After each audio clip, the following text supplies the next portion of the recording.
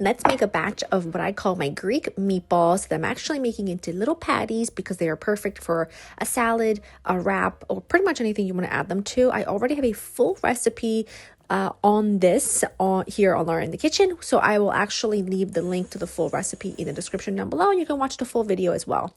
But all I did was I took onions, garlic, a mixture of parsley, dill, and mint, and I added all of that to a food processor and just chopped it up really fine and added it to some ground beef along with salt and pepper and dried oregano. And you're gonna want to mix this until it's well mixed, and all of that flavor, you cannot imagine how flavorful these are. Now, I should also say these are not authentic, I know that, but they are so fantastic. I'll make a little tzatziki style sauce to go with them, and they are sensational. I just roll them around into like a little ball, and then I flatten them into patties like so. And once they're all done, I place them on a plate and just pop them into the fridge for like 10 minutes. And in the meantime, I make my little tzatziki style yogurt sauce. I typically would use mini cucumbers or a seedless cucumber, but my grocery store was completely out of both.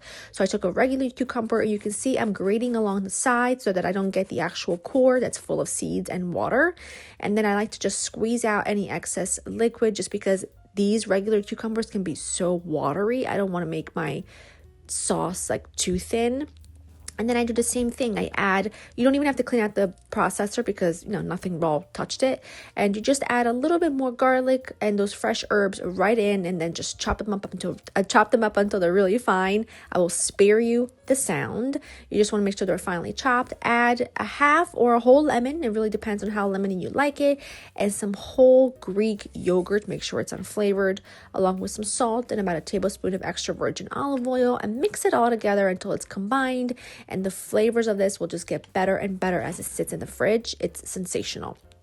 I'm cooking my patties on the stove with a little bit of olive oil in a skillet. You can also do these in the oven, and I will, like I said, leave the recipe linked for you in the description because it describes cooking methods and all of that fun stuff. But that's it. You just cook them a couple minutes on each side until golden brown, and they are so sensationally delicious, flavorful. They're perfect for meal prep. They're perfect to top a salad or eat in a pita. They're just sensational. I hope that you make them. I hope that you love them. And remember, these are additional videos because I love you and I love sharing extra recipes with you. Enjoy.